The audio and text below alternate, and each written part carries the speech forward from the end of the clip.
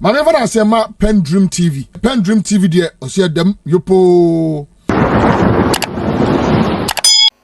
Mo share kuafo bo mo ba koko nu kwa na so ye 6000 na mo ba yan so a 6000 no mo anfa ma wo mo a mo asa akwa kote so kora ma sei wo fadwemu a mahama wo de yenka enwa asem na aba ne sei mira bi wo kan se busumi bia constituency no ne ade no sikapudu a mode kwa ho no ama nipa bi akogina ba bi se Mustafa se de o kan ye no koko no koko fuezi kan na sai na mode ye saade no ama sese mu antumi antua bo no kwa na da ho no mo sa ate so no san komo wo te to san of das me das fa na me chia wati fo nsem se kasa atakakra na be madwin sem ko da me ba bi din na madwin me ana na no me taste MPP4 enam rem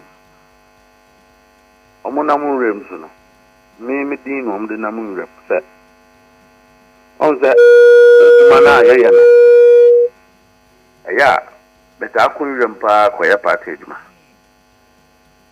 na say MPP4 decide say aban we eye adena fita o meka se tuntum ye bone a o meka se papa ye papa nso o meka se bone wo mu se temu a MPP4 te konya so ofa ya criticize wo mo pa bo mo chire esan so expose wo mo nso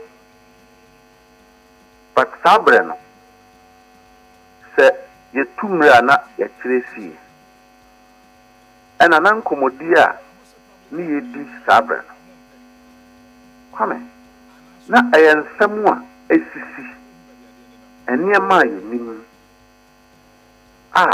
aban no omo jai wo mo djuma Ghana for de ya hye wo mo nsa omo ye djuma foforo ene ye ka ho asem ene sabiu MPP aban a na President Akufo-Addo ne ba omi adi anim wo mo bone ene ye papa no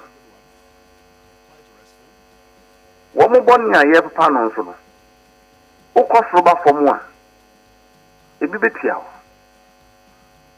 na sei MPP4 nam enwirem se endi koko ekuyafu sika Annoh-Dompreh ya offer the last time we call baby sabre na President Mahama eyen se yen asojafo sebe obubo nyina ho ban kwame nanu yi a yenuan bi call Burkina koto tomato so a yeku bakui uhu sebe o man no eheki yen meboa na yenyina nim se terrorist ekonkon ewo sabrejin no na President Mahama decide aban na decide say esese ye retuli Ghana Armed Forces that the beya o man no ho tochima asafo no betimi asore waka akoaje yen Annoh-Dompreh ku yia say President Mahama shada no de kuku fusika ede koto aircraft na aircraft no kra no watobi ama no ho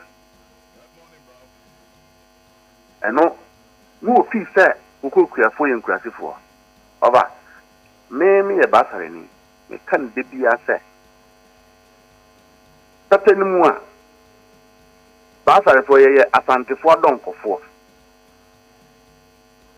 asantini bia ne papa anana nana adokuku basare fo na edo wo kuku ase enti koku ekuadwuma ne ekuade enye mema ono Annoh-Dompreh ne oni efum so fi se koku ni ekurati ni na obekotra na efum na wu twanfo na wonimu a koku ekuadwuma ama nkrofo de wo mamma ko school ebi mu abaye lawyer ebi mu abaye soldier fo ebi mu abaye police fo ebi mu abaye teacher fo Ebi mu kura ye ministers aba betwem. Their kids were explained to them. Yeah, but Mustafa, Papa. Debia, come to think of it, say, Uma me 3,600 and now 3,500. Now what is so? I'm be a 2,500 and 600. Now catch them say, and no momu yesin the matters one momu yesin sa sabi will be back at you I said the be sabi who did matem anambwa.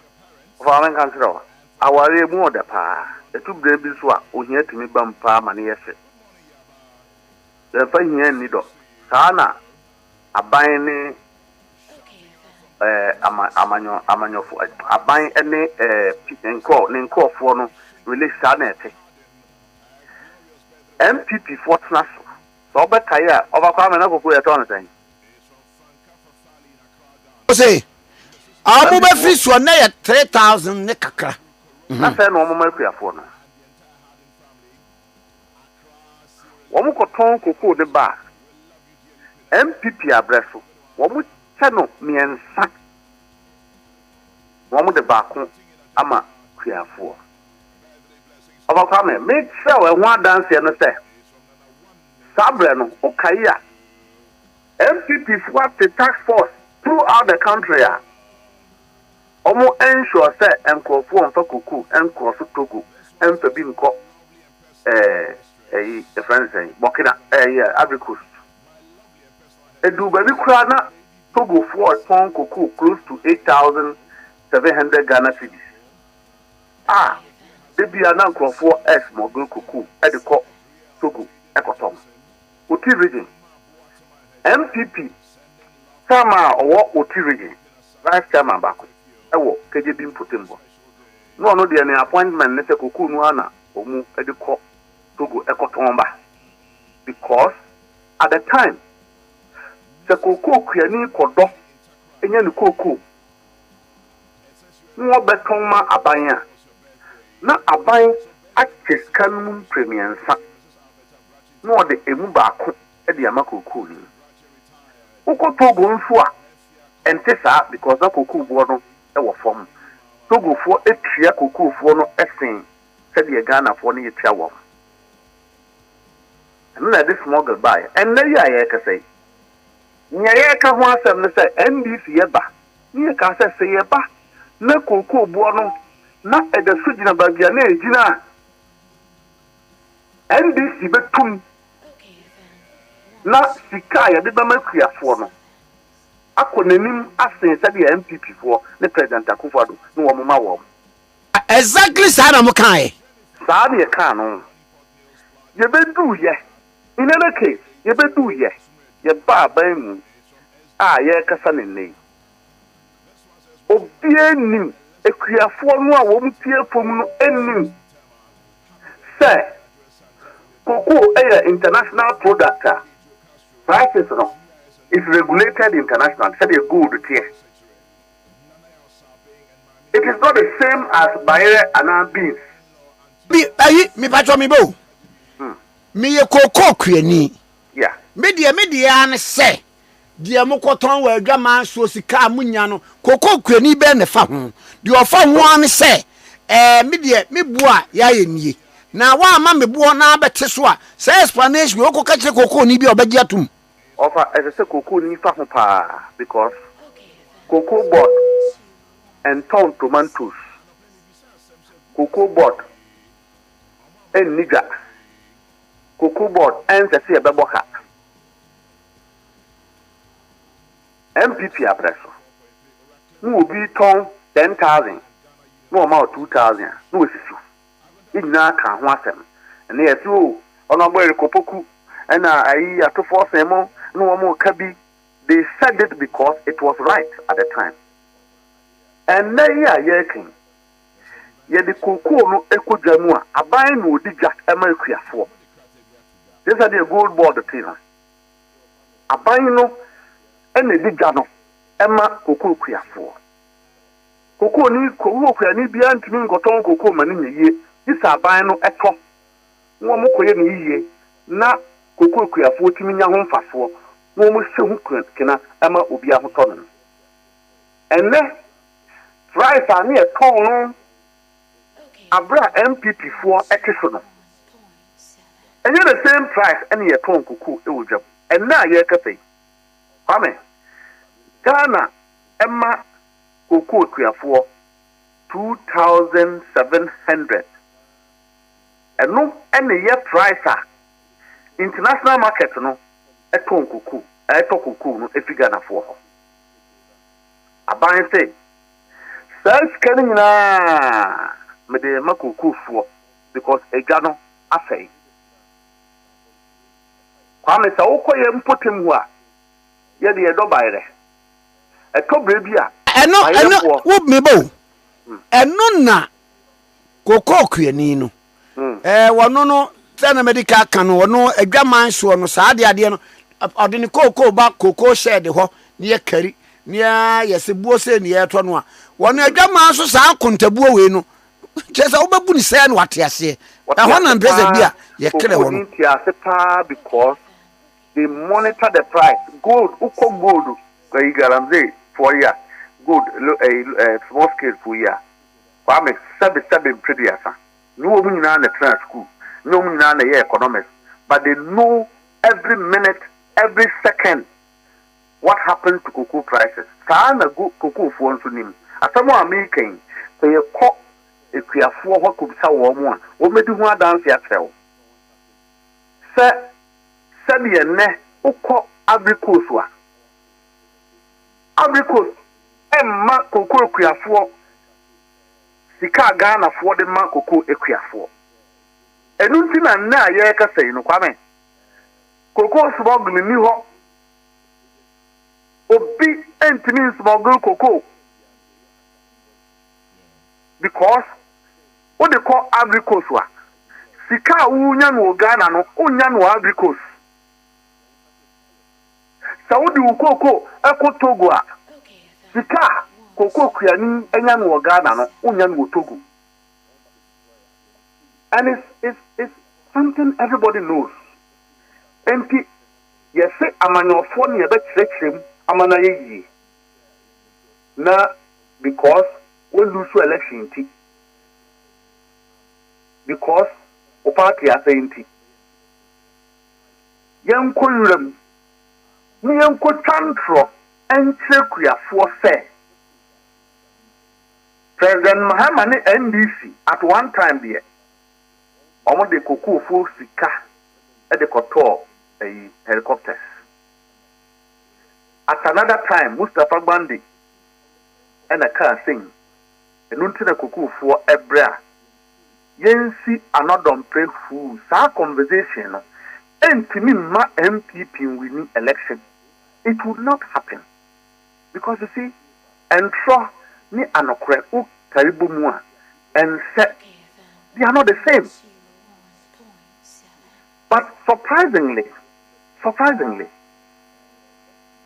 one and I know amuko ya koko akuafo kasi the cocoa farmers news say Tamwa President Akufo-Addo was no cocoa jumano omasay no for Eastern region and other parts of the region.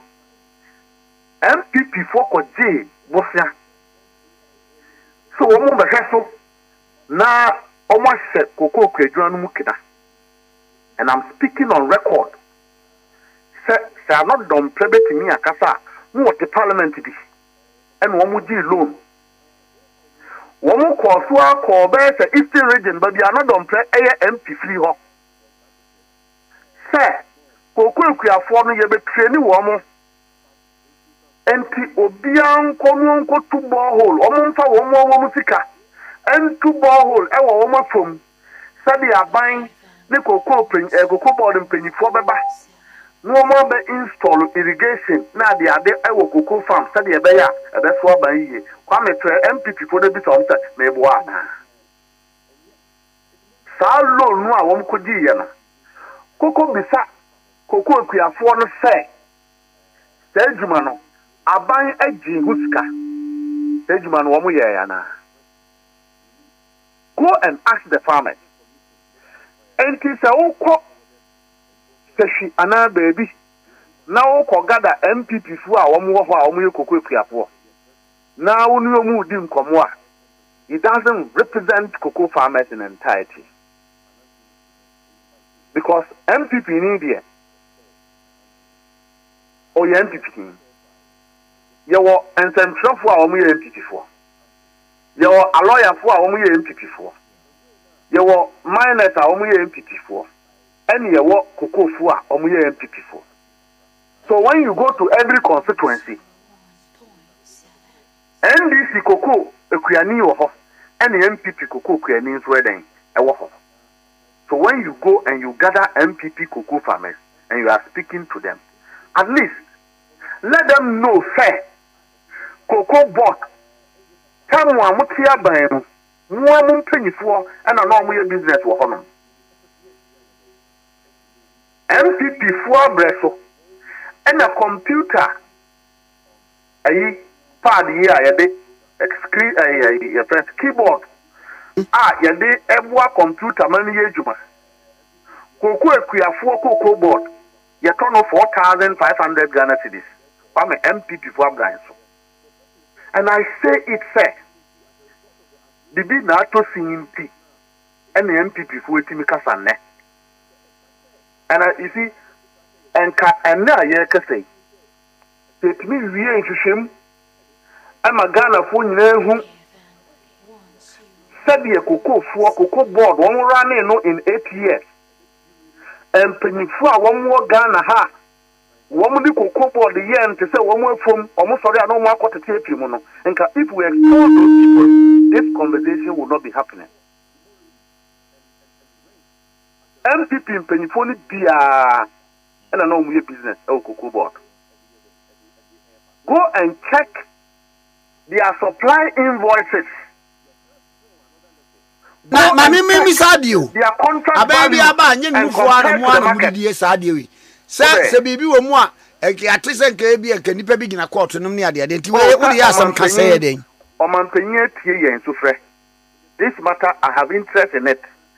Omanpanyin have directed say forensic audit enkoso.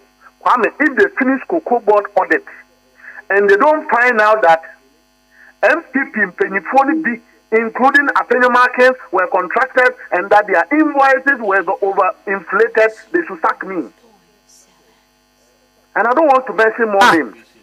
Me say, allegation na wo yo. If the investigation finish, and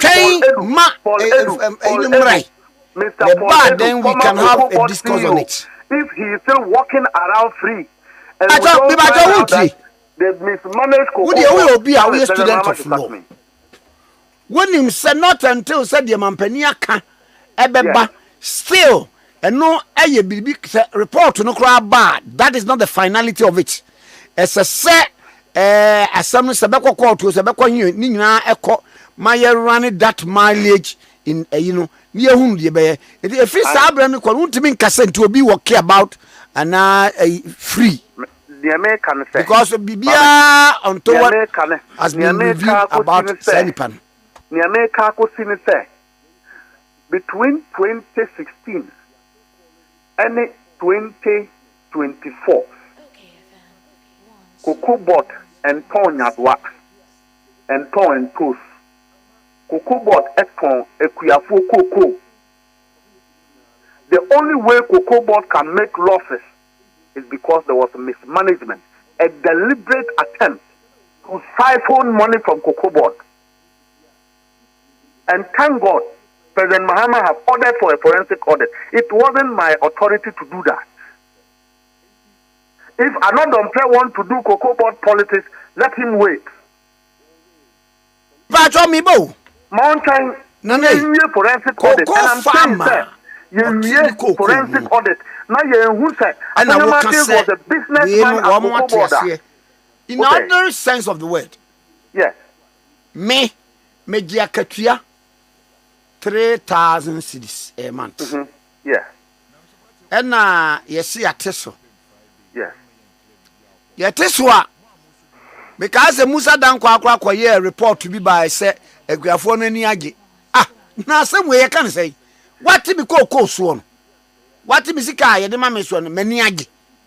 Unim ne see. Nyango bokwa na ni beje. Unim ne see. Enra na dollar no. 17.5 was the 18 Ghana cedis. And then dollar no aba from abedru 11 Ghana cedis or 11.5. And se koko ya ton $1,000. Kwa me se o convert here. Unya 17 and 18,000 Ghana cedis me bo ana.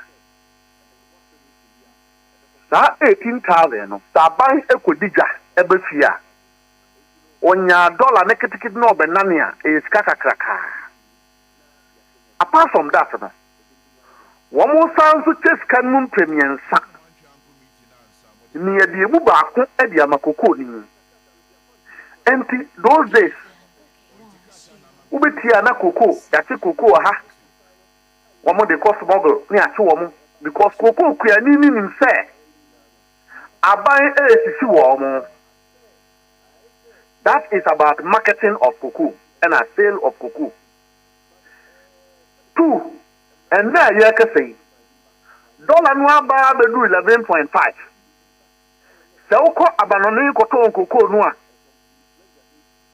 What the 11.5 say $1,000. 11.5 mean 11,000. Already no. You cannot attest from 17,000 to 11,000 Ghana cedis. President Mahama ono kura free bolia. Ne na papa no koko. Ono kura se. Ebia atofo no no de ofri fantiman mtom do koko. Ono kura se. Se ekoton koko no ba. Ni ebenye nyina yemfa ma koko kuafo. Na koko kua ni minim se. Se yede akufo do formula no and the ton cocoa ema kuafo no a enne ye ton 2007 no ye tem miensa ekuane no sika obenya kra 2,000 but ye see empany na cocoa board enkoso a emmoka to take care of and cushion the farmers sabe mienu we scenario mienu we the first one the President Akufo-Addo Baumia and the MPP for ye. The second one, yes, young Tong Yebenyano. Young first canon from Makokukia for. Now, a word so. A buy a who say, pricing modeler you use for cocoa board no, and Wakokukia for no Wakokuajumano. Farming models are used to ye pesi a secret. Na ejuma no eye de ema kokofo no na aboa Ghana nyina kwame eye baifuo pe no obetimi akogina nwuram akasa sanse sewi enya mekuafo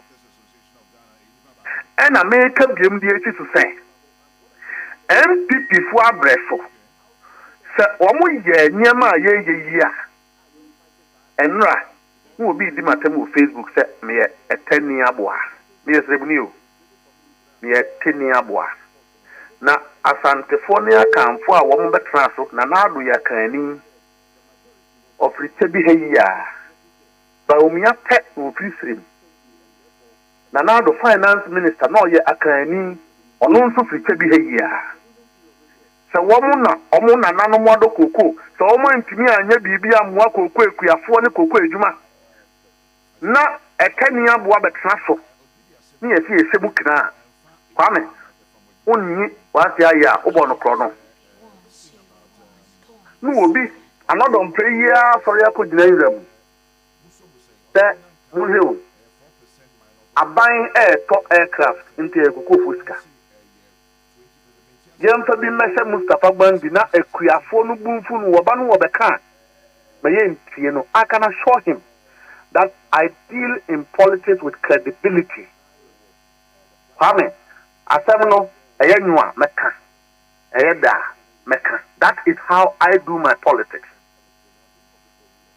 Annoh-Dompreh ya wo mutsa parliament eye niema a wo mko opposition enne Annoh-Dompreh yentum hwe wo mo fi so wo mo nanu mo kasa and on a Babama MPP, Abba Power BM, and now no, say a ship to me, Bejina Ghana, ha, a two Kojina Babia, na se bibi eti wo hɔ no a yɛn kasa Ghana President Mahama na nhwɛ yie entina ship eba Ghana ha sa ko baabi ɛna ehu nkokɔ ewu. I mean, when you rationalize politics in this manner, Kwame, it validates the claim say politicians nyinaa yɛnyɛ papa.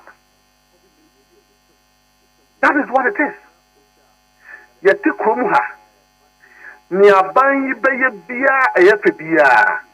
Contractors in Pona, MPP for say they have a problem with it. And now, me and not to be here. Your friends, Osaji from what ya for Osaji from what ya for penny. Osaji from what ya for penny. I become a United Fair. Chevy Hospital. Chevy Hospital. A 100 years was a day. Now, laboratory crowd nibi. Kwame Kromu na ya amano so hamu na pichebi. Oh, Kwame pichebi. Isaskans na danko Akufo-Addo. Enya na adu krom. Yewura Gabi Asawchida kon. Yewura ya kuntum super ofanyata. Yentimi anhwe Kofio. Se omampanyi krom hospital I wo ho. MPP 8 years antimi anhwe ansesia. Me Mustafa Mikrom no me hospital ho. These are the people who want to believe say woman betra baimwa ye katabia ewusika. But at your backyard, the ordinary person, clinic, hospital, I watch be, you couldn't do it. So when we are asserting, say 8 years of President Akufo-Addo and the MPP was a waste of everybody's time. I mean, these are some of the evidence. And then we are not Annoh-Dompreh canoe. But let me assure Annoh-Dompreh that in due course, we will hit the road. They will make their claims. We will make our claim. We will show evidence. Say, President Mahama have come to unearth the wounds, to open the wounds, and let's heal it once and for all. They came to cover up established Ponzi schemes. Schemes, sir. Yade fahu examine edi omani sika. Baumia Krum. Wale Road. That was their vice president. One awardu contractor. A chia contractor neka. Kwame kwano wae. Incorrect idea. If they can do that in the hometown of their vice president, what can they do in Mustafa Gbande's hometown? What can they do in Seshiri also? President Kufuor, we knew for starting free seedling. Yes, sure. Free mass spray. President Mills Betnaso, President Mahama Twaso, Serge Marian Twaso. Yetwaso. These are MPP for say, Nanado Trans no Muyana. Ask the MPP, call them and ask them. Say, what is their remarkable contribution apart from over invoicing? One year no at the cocoa board place. One the Isika, Edith Isika, and my cocoa board collapse here. What other thing did they add to the ordinary farmer? From eastern region to western north to central region. One do cocoa, Bronga Hafo, all the farmers there. A damn MPP for President Akufo-Addo in 8 years to add value to a single farm in the cocoa sector. As today that we are talking about, cocoa farms being in our baby crown, cocoa. Most of the cocoa farms are infected. Do you know that? And the MPP wants you to believe, sir, we are the problem.